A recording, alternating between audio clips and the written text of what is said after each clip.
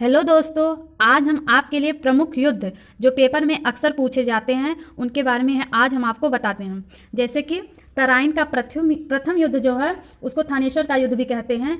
ये 1191 ईस्वी में लड़ा गया और ये युद्ध पृथ्वीराज चौहान और मोहम्मद गौरी के बीच में लड़ा गया, जिसमें पृथ्वीराज चौहान की विजय हुई। इसी प्रकार दूसरी बार ये युद्ध हुआ, तराइन का द्वितीय युद्ध। ये युद्ध भी पृथ्वीराज चौहान और मोहम्मद गौरी के बीच में हुआ, जिसमें इस बार मोहम्मद गौरी की विजय हुई और ये हुआ 1192 ईस्वी में हुआ था। पहले युद्ध में पृथ्वीराज चौहान विजय हुआ था और दूसरे युद्ध में मोहम्मद गौरी विजय हुआ था। और खानवा का युद्ध 1527 में हुआ था और ये युद्ध बाबर और राणा सांगा के बीच में हुआ था, जिसमें इस विजय बाबर की हुई थी।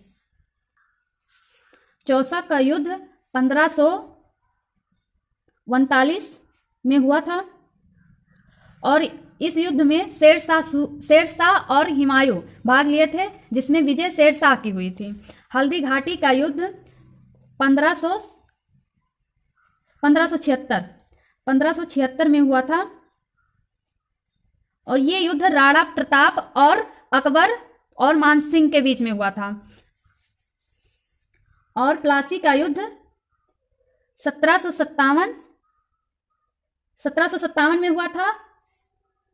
1757 में हुआ था और ये युद्ध सिराजुद्दौला और अंग्रेजों के बीच में लड़ा गया, जिसमें विजय अंग्रेजों की हुई। और पानीपत का प्रथम युद्ध 1526 में हुआ। इस युद्ध में भाग इब्राहिम लोदी और बाबर लिए थे और इस युद्ध में भी विजय बाबर की हुई थी। और पानीपत का द्वितीय युद्ध 1556 में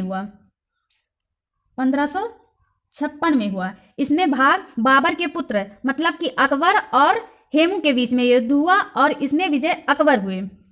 और पानीपत का तृतीय युद्ध 1761 में हुआ। 1761